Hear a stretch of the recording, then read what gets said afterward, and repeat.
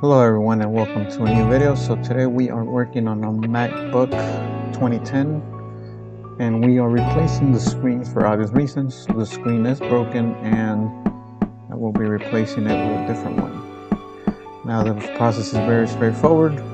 As you can see here, I'm taking off the bezel and that just is glued on there, so you can just pry it off and it will be sticky enough back to where you can put it back on there.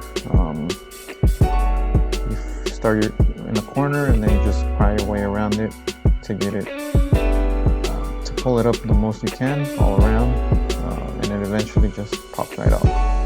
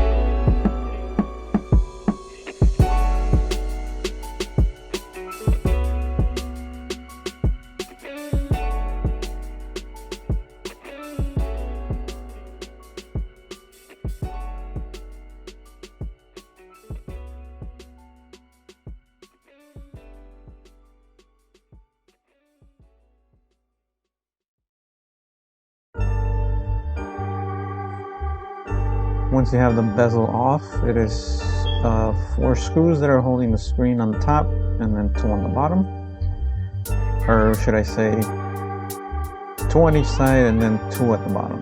A total of 6 screws, which when you take them off they release the screen and you can pull it out.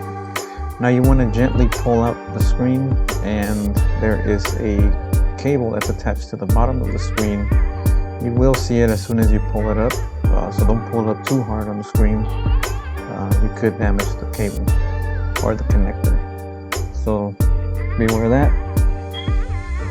And the rest of the process is straightforward.